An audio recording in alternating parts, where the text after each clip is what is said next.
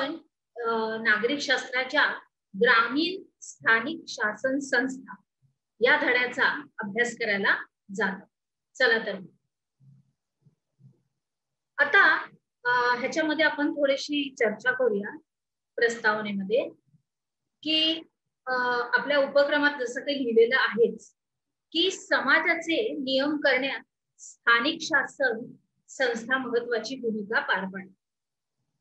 स्थानिक म्हणजे आपण जिथे राहतो तिथे स्थानिक आपल्या जवळचा शासन ही महत्वाच्या भूमिका करत असतात. तर आता ते काय काय आहे त्याच्याबरोबर ते अजून काय काय करतात तर संघ शासन व राज्य शासन हा समाज नियमनाच्या कामात सहभागी असते. म्हणजे काय काय तर आपल्या समाजात काही नियमावली केलेली असते, काही संपूर्णपणे शासनाच्या हातामध्ये कामकाज त्याच्या वेळा सगळं कशा रीतीने नियमबद्ध प्रमाणे चाललं पाहिजे हे सगळं काही त्याच्यामध्ये ह्या भूमिका पार पाडतात. तर स्थानिक शासन संस्थांचे ग्रामीण व शहरी स्थानिक शासन संस्था असे वर्गीकरण केलं जातं. परत आपण एकदा हे वाचूया. स्थानिक शासन संस्थांचे ग्रामीण व शहरी स्थानिक शासन संस्था असं वर्गीकरण केलं जातं. म्हणजे ह्याच्यामध्ये त्यांची कामं ही संपूर्णपणे वाटली जातात. आता ग्रामपंचायत, पंचायत समिती आणि जिल्हा परिषद या ग्रामीण स्थानिक शासन संस्थांना एकत्रितपणे पंचायती राज्य व्यवस्था असं म्हटलं जातं. आता हे ग्रामपंचायतीबद्दल. ग्रामपंचायत आपल्याकडे नसते शहरामध्ये, तर ते खेड्यामध्ये छोट्या छोट्या गावामध्ये ग्रामपंचायत असते. तर त्याच्यामध्ये काय काय लोकांना विकसित करण्याचे प्रकल्प, त्याच्यानंतर कशा रीतीने शेतीसाठी वापरण्यात येणारे आधुनिक बी बियाणं, सुधारित तंत्रज्ञान हे सर्व काही कशा रीतीने वापरावं ह्याचा संपूर्णपणे ते शिक्षण पण देतात आणि संपूर्ण कारभार जो आहे तो योग्य रीतीने चालावा ह्याच्यासाठी त्यांची सगळी पावलं चाललेली असतात. आलं लक्षात? बरोबर लक्षात आलंय.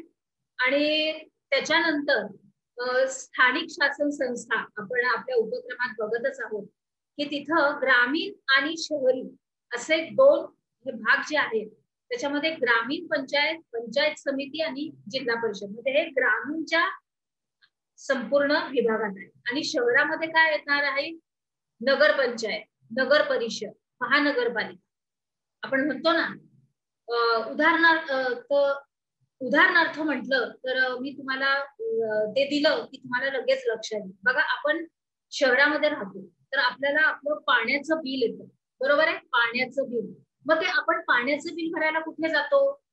तर महानगरपालिकेत जातो, बरोबर आहे? आपली जिथे तिथे पंचायत समिती असते तिथे नगरपंचायत, नगर परिषद त्याच्यामध्ये हे समाविष्ट केलेले असतात की ज्या ज्या ठिकाणी आपला आता एक विभाग असतो त्याला आपण ई वॉर्ड बोलतो. तर ई वॉर्ड आहे, अमुक वॉर्ड आहे, तर ते त्याच्यातली लोक त्या त्या ठिकाणची त्या त्या जागेमध्ये जाऊन आपली पाण्याची बिलं भरतात. तर आता शहरामध्ये हे झालं तर ग्रामीण भागात काय येणार? ग्रामपंचायत.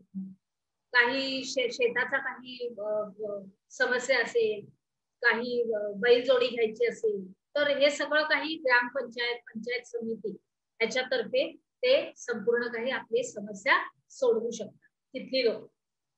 तर अशा रीतीने हे वर्गीकरण आहे. आता पुढे जाऊया. आता आपण बघतो, आपण आता थोडासा ग्रामपंचायतीचा आपण आता अभ्यास करूया. तर आता ह्याच्यामध्ये एक चित्र दिलंय की ग्रामपंचायत कशी बसलेली आहे. तर ते जर बघितलं त्यांच्यावरून तर लक्षात येतं की हे एक खेडेगाव आहे. खेडेगाव म्हणजे ग्रामीण परिसर आहे आणि त्या ग्रामीण परिसरामध्ये लोक कशी एकत्र बसलेली आहेत आणि आपल्या विविध समस्येवर ते चर्चा करत आहेत, मांडत आहेत आणि त्याच्यावर उपाययोजना ही घेतली जात आहे. गावाचे कारभार ही ग्रामपंचायत करते. बघा आता आपण मुद्द्यावर येऊया, आपले सगळे मुद्दे आपण स्पष्ट करूया. 500 पेक्षा कमी लोकसंख्या आहे अशा किंवा 2 किंवा अधिक गावासाठी ही एकच ग्रामपंचायत असते. लक्षात आलं? लोक म्हणजे संख्ये किती आहे, मर्यादित आहे, थोडीशी आहे त्यांच्यामध्ये. कारण आपण बघितलं तर ग्रामीण भाग हा छोटासा असतो, जास्त नसतो. तिला गट ग्रामपंचायत असं म्हणतात. आणि ह्याच्यामध्ये काय काय येतं, पाणी पुरवठा, दिवाबत्ती, जन्ममृत्यू, विवाहाच्या नोंदी. बघा मी तुम्हाला सांगितलं, मी आपल्या शहराचं सांगितलं होतं उदाहरण, की पाणी पुरवठा आपण कसं आपल्या महानगरपालिकेच्या कामकाजच्या ह्याच्यामध्ये जाऊन भरतो त्या कार्यालयात, तसंच आता ग्रामपंचायतीमध्ये काय काय येतं बघा, पाणी पुरवठा, दिवाबत्ती, आपल्या रस्त्यावरचे जे दिवे असतात ते दिवे सुद्धा आपल्याला शासन हे उपलब्ध करून देतं. मग त्याचे सुद्धा आपल्याला पैसे भरावे लागतात, कारण आपल्याला रात्री यायला जायला रस्त्यावर दिवा हा लागतोच. त्याप्रमाणे जन्म मृत्यू, ज्याचा जन्म झालेला आहे त्याची नोंद जाऊन करायची. जर कुठल्या आजोबांचा आजीचा मृत्यू झालेला आहे तर त्यांची नोंद जाऊन करायची. त्याच्यानंतर कुठे विवाहाचा प्रसंग असेल तर त्याची पण नोंद करायची, की या व्यक्तीचं या व्यक्ती बरोबर अमुक व्यक्ती बरोबर लग्न होत आहे, विवाह होत आहे, तर त्याची सुद्धा नोंद केली जाते. आणि हे सगळी कामं कोण करतं? आपलं ग्रामपंचायत. आणि हे कुठे आहे? आपल्या ग्रामीण विभागामध्ये. कुठे आहे? ग्रामीण विभागामध्ये. आता आलं लक्षात? व्यवस्थित उदाहरण दिलं की तुम्हाला बरोबर लक्षात येणार. चला पुढे जाऊया. आता थोडस अजून खूप आपली विस्तृतरित्या चर्चा आहे. ग्रामपंचायतीचे पदाधिकारी व अधिकारी बघूया आता. सगळ्यात प्रथम आहे सरपंच. चला आता ह्याच्याबद्दलची विस्तृत माहिती अशी आहे की ग्रामपंचायतीच्या निवडणुका या दर 5 वर्षांनी होतात. आपल्याला माहिती आहे धोको लावतात, संपूर्णपणे ती माणसं येतात निवडणुकीची, आपल्या प्रतिनिधीसाठी संपूर्णपणे त्यांचा चांगला तपशील आपल्याला देतात आणि योग्य तो प्रतिनिधी आपण निवडून देतो. बरोबर आहे? निवडून आलेले सदस्य आपल्यापैकी एकाची सरपंच आणि एकाची उपसरपंच म्हणून निवड करतात. ग्रामपंचायतीच्या सभा या सरपंचाच्या अध्यक्षतेखालीच होतात. सरपंच हाच मुख्य असतो तिथे ग्रामपंचायतीमध्ये. गावाच्या विकास योजना प्रत्यक्ष राबविण्याची जबाबदारी सरपंचावरच असते. म्हणजे त्याची जबाबदारी किती आहे त्या ग्रामीण विभागामध्ये ते इथं आपण संपूर्णपणे अभ्यास करत आहोत त्याचा. त्याच्यानंतर योग्य पद्धतीने कारभार न करणाऱ्या सरपंचावर, बघा लक्षात घ्या तिथे पण नियम आहे, तर योग्य कारभार न करणाऱ्या सरपंचावर ग्रामपंचायतीच्या सदस्यांना अविश्वासाचा ठराव मांडता येतो. म्हणजे हे आपल्यावर अवलंबून आहे की आपण लोक तिथली लोक, आपण लोक म्हणजे आपण सामान्य नाही, पण त्यांच्या ग्रामपंचायतीमधली जी लोक असतात ते लोक अविश्वासाचा ठराव मांडू शकतात की आपला सरपंच आपला कारभार व्यवस्थित करतोय की नाही, त्याच्यामध्ये त्याची काही उलाढाल आहे का, वाईट दुष्ट हेतू आहेत का, हे तो बघतो. त्याच्यानंतर सरपंच जर उपस्थित नसल त्या ठिकाणी, म्हणजे त्या ठिकाणी उपलब्धच नाहीये, तर त्याच्या गैरहजेरीमध्ये त्याचं काम उपसरपंच अगदी व्यवस्थितपणे बघू शकतात. आलं लक्षात? आता आपले आहेत पुढे ग्रामसेवक. ग्रामसेवक हा ग्रामपंचायतीचा सचिव असतो. ग्रामपंचायतीविषयीच आता हे सर्व काही बोलणे. तो कोण असतो? सचिव असतो. पुढे बघा आता येईलच त्याचे काम वगैरे. त्याची नेमणूक जिल्हा परिषदेचे मुख्य अधिकारी कार्यकारी अधिकारी करतात. आपण त्याला जिल्हा परिषद तिथे त्याचे नेमणूक असे अधिकारीच करतात. ग्रामपंचायतीचे दैनंदिन कामकाज पाहणे, ग्रामपंचायतीच्या विकास योजना गावातील लोकांना समजावून सांगणं इत्यादी कामं हा ग्रामसेवक करतो. काय काय? दैनंदिन कामकाज, दिवसभराच्या कामात काय काय उलाढाली झालेल्या आहेत आपल्या गावामध्ये, आपल्या गावामध्ये अजून काय झालेलं आहे, काय कुणाला काही समस्या आहे का, कुठे मृत्यू झालेला आहे का, त्याची नोंद झालेली आहे का, जर जन्म झाला तर त्याचा नोंद झाली आहे काय, सगळी व्यवस्थित जी काही आपण दिवाबत्ती सगळे जे काही आपण सुखसोयी देतो त्याच्याबद्दलची संपूर्णपणे कर भरला गेलेला आहे की नाही, हे सगळं त्याची बघणं हे त्याचं काम आहे. आणि जर का लक्षात येत नसेल लोकांना तर ते व्यवस्थित त्यांना समजावून सांगण्याचं काम सुद्धा हा ग्रामसेवक अत्यंत आनंदाने करतो, कारण त्याला ती कामच नेमून दिलेली आहे. आलं लक्षात?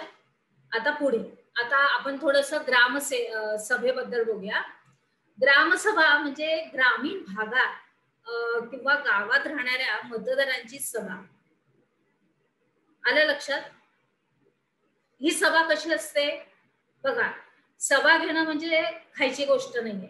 याचा अर्थ काय की मी पहिल्यांदा ह्याच्या अगोदरच तुम्हाला दिलं स्पष्टीकरण की ग्रामीण विभाग म्हणजे लोकसंख्या माणसांची कमी असते, त्याच्यामुळं त्यांना सभा घेणं हे सोयीस्कर पडतं, काहीच समस्या येत नाही. तर मतदारांची सभा, त्या सगळ्या गावात राहणाऱ्या त्यांची सभा. ग्रामसभा हे स्थानिक पातळीवरील लोकांचे सर्वात महत्वाचे संघटन आहे, कारण ह्याच्यावरतीच सर्व काही निर्णय अवलंबून असतात की कोण कसं काम करतं, ग्रामसेवक किंवा सरपंच उपसरपंच कशा पद्धतीने कामं करतायत किंवा त्यांच्या कामाचा रोग कशा रीतीने आहे, त्याच्यामध्ये काही मतभेद किंवा संघर्ष तर नाहीत कुणाबरोबर, हे सगळं या सभेमध्ये चर्चेमध्ये मांडलं जातं.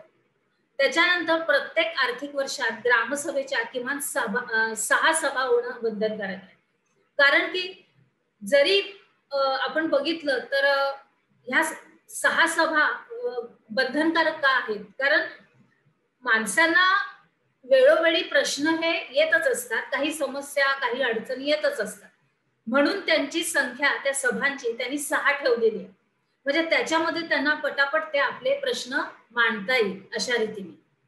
त्याच्यानंतर ग्रामसभा बोलवण्याची जबाबदारी ही सरपंचाची असते. पहिल्यांदाच बघितलं की तोच एक मुख्य मनुष्य आहे तिथे, सरपंच म्हणून जो निवडला गेलेला आहे तोच हे व्यक्ती सगळं काही करत असतो. प्रत्येक आर्थिक वर्षाच्या पहिल्या सभेत ग्रामपंचायतीने सादर केलेला वार्षिक अहवाल आणि हिशोबावर ग्रामसभा चर्चा करते. बघा, आपली सामान्य जी माणसं आहेत ग्रामीण विभागात राहणारी, जी कर भरतात, वेळच्या वेळी आपला शेतसारा भरतात, काही ठेवत नाहीत भरायचं वगैरे किंवा चुकवत नाहीत, अशा माणसांचा जो काही भरलेला कर किंवा महसूल व्यवस्थित भरला गेलेला आहे का, आणि तो भरला गेलेला आहे तर तो व्यवस्थित शासनाकडे सुपूर्द करण्यात आलेला आहे की नाही, या सगळ्या गोष्टींचा या सभेमध्ये भाग असतो, बरोबर. त्याच्यानंतर आपण बघतोय की हिशोब कशा रीतीने ठेवला गेलेला आहे. कराचे जे पैसे येतात, जे महसुलाचे पैसे येतात, ते व्यवस्थित दिवाबत्तीचे एवढे आहेत, त्याच्यानंतर शेतसाऱ्याचे एवढे आहेत, आणि त्याच्यानंतर आपण काय कुठल्या पण आपण रूपामध्ये जर कर भरतोय तर त्याचा व्यवस्थित हिशोब ठेवला गेलेला आहे की नाही, ह्या सगळ्या गोष्टींची चर्चा या ग्रामसभेत होते. त्याच्यानंतर ग्रामसभेच्या सूचना ग्रामपंचायतीला कळवल्या जातात. त्याच्यामध्ये काही उलाढाल झालेली असेल किंवा हिशोब व्यवस्थित ठेवला गेला नसेल किंवा पैसे व्यवस्थित रित्या कर व्यवस्थित रित्या गोळा केला नसेल किंवा भरला गेला नसेल, तर त्या सगळ्या सूचना आहेत त्या ग्रामपंचायतीला कळवल्या जातात. ह्या सभेमध्ये पूर्णपणे लिहून मध्ये त्याच्यामध्ये कळवल्या जातात, त्याची सूचना त्यांना देण्यात येते. मग त्याच्याप्रमाणे ग्रामपंचायत पुढे आपलं पाऊल उचलते. त्याच्यानंतर ग्रामपंचायतीच्या विकास योजनांना ग्रामसभा मान्यता देते. आपल्या विकास योजना जसं काही पाणी पुरवठा आहे, त्याच्यानंतर दिवाबत्तीची सोय आहे, जसे काही धनधान्य, सुधारित बी बियाणं, काही आधुनिक तंत्रज्ञानाचा वापर शेतीमध्ये करण्यासाठी ज्या काही ह्या विकास योजना आपली ग्रामपंचायत देते, तर त्या प्रत्येक गोष्टीला ग्रामसभा ही मान्यता देते. प्रौढ शिक्षण आहे, पुष्कळ अशा गोष्टी आहेत. त्याच्यानंतर शासनाच्या योजनांचा लाभ घेण्यास कोणत्या व्यक्ती पात्र आहेत हे सगळ्यात महत्वाचं आहे. अजून या सगळ्या महत्वाच्या गोष्टींबरोबर हेच पण महत्व अत्यंत आहे की शासनाच्या ज्या योजना दिलेल्या आहेत की कधी पाऊस पाणी आला किंवा दुष्काळ आला किंवा पूर आला तर त्या मानाने ते लोक त्यांना पैसे देतात किंवा काही रक्कम देतात बैल जोडी घेण्यासाठी किंवा पुराच्या पाण्यात जनावरं वाहून गेली तर ते त्यांना ते उपलब्ध करून देतात. हे उदाहरण दिलंय मी तुम्हाला, हे उदाहरणार्थ आहे. आता अशा पुष्कळ काही अडचणी असतील ज्या आपल्या ग्रामीण भागात येत असतील आणि त्याच्याप्रमाणे आपलं शासन त्यांना त्याप्रमाणे संपूर्णपणे उपलब्धता देत असेल. हे मी फक्त एक उदाहरण सांगितलं. तर ते कोणत्या व्यक्तीला द्यावं, त्या पात्र आहेत की नाही. आता व्यक्ती पात्र असणं हे फार महत्वाचं आहे, कारण ती गोष्ट त्या व्यवस्थितपणे पार पाडतायत की नाही. उदाहरणार्थ हिशोबाचं काम दिलं तर हिशोबाचं काम हे व्यवस्थित ठेवलं गेलेलं आहे की नाही, त्याच्या नोंदी व्यवस्थित केल्या गेलेल्या आहेत, कोणत्या मनुष्याने किती कर कोणत्या कामाचा भरलेला आहे, हे सगळं काही बघावं लागतं. तर हे करण्यासाठी तो मनुष्य पात्र आहे की नाही, ते काम तो योग्यरित्याने करतोय की नाही, प्रामाणिकपणे करतोय की नाही, हे बघणं फार जरुरीचं आहे. आणि त्यानुसार तो अधिकार त्या माणसाला दिला जातो आणि हे सगळं ठरवण्याचा अधिकार या ग्रामसभेत केला जातो. अशी आहे आपली ही ग्रामसभा, ग्रामीण भागातल्या लोकांच्या विकासासाठी आणि भरभराटीसाठी केली. आलं लक्षात? चला पुढे जाऊया. आता ह्या ग्रामसभेत महिलांचा पण सहभाग असतो. अर्थात ग्रामसभेच्या बैठकीपूर्वी गावातील महिलांची सभा होते, तिथे अधिक मनमोकळेपणाने वेगवेगळ्या प्रश्नांची चर्चा करतात. प्रत्येक प्रश्नावर आता आपण ह्या समाजात राहतो तर खूप सारे आपले समस्या असतात, प्रश्न असतात, अडचणी असतात. जसं काही पिण्याचं पाणी व्यवस्थित योग्य रीतीने येतं की नाही, त्याच्यानंतर दारूबंदी, काही काही व्यक्ती दारूच्या आहारी जातात तर त्यांच्यावर काय उपाययोजना करायची ग्रामीण विभागात, तर त्याच्यावर चर्चा केली जाते. त्याच्यानंतर रोजगार हा सगळ्यांसाठी उपलब्ध करून दिला पाहिजे, की कोणीही बिनकामाचं घरात बसता कामा नये. रोजगार असला की आपलं नियमितपणे उत्पन्न येण्याची जी प्रक्रिया असते ती चालूच राहते. बरोबर आहे. म्हणून रोजगार उत्पन्न करून देण्याचे, मग त्याच्यासाठी छोटे छोटे कुटीर उद्योग, त्याच्यानंतर कुक्कुटपालन, असे भरपूर छोटे छोटे व्यवसाय आहेत जे उपलब्ध करून देण्यात येतात. त्याच्यासाठी पण चर्चा केली जाते. त्याच्यानंतर इंधन, त्याच्यानंतर आरोग्याविषयक काय काय सूचना केल्या जातात.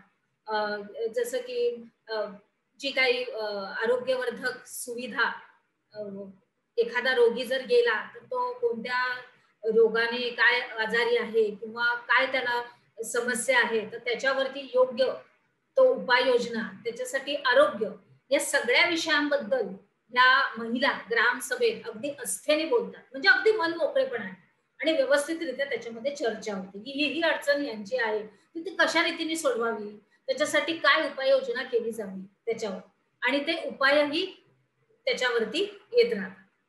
आता त्याच्यासाठी आपलं एक चित्र आहेच, खाली दिलेलं आहे मी, ते असंच म्हणजे तुम्हाला समजावं म्हणून ते दिलेलं आहे. तर असे आहे हे सगळी आपली ग्रामसभा, महिलांची सभा. आता आपण पुढे जाऊया. आता ह्याच्यामध्ये आपल्याला प्रश्नोत्तरांचं थोडस आहे. विभागामध्ये जास्त प्रश्न आहेत ह्या विभागात, की स्थानिक शासन संस्थांचे वर्गीकरण कसं केले जातं, पंचायती राज्य व्यवस्था म्हणजे काय, समाज नियमनाच्या कामात कोणाकोणाचा समावेश असतो, ग्रामपंचायतीच्या निवडणुका किती वर्षांनी होतात, सरपंचाच्या गैरहजेरीमध्ये ग्रामपंचायतीचं कामकाज हे कोण बघतं, कोण पाहतं, ग्रामसेवक कोण असतो, त्याची नेमणूक कोण करते, ग्रामसेवकाची कामे कोणती, ग्रामसभा म्हणजे काय आणि ग्रामसभेला कोणते अधिकार आहेत, महिलांच्या सहभागीत कोणत्या विषयांचा समावेश होतो. या सगळ्या प्रश्नांची उत्तरं अर्थात विद्यार्थी मित्रांनो तुम्हाला लिहायची आहे. आता तुमचा अभ्यासक्रम वाढतोय. चला तर पुढे जाऊया.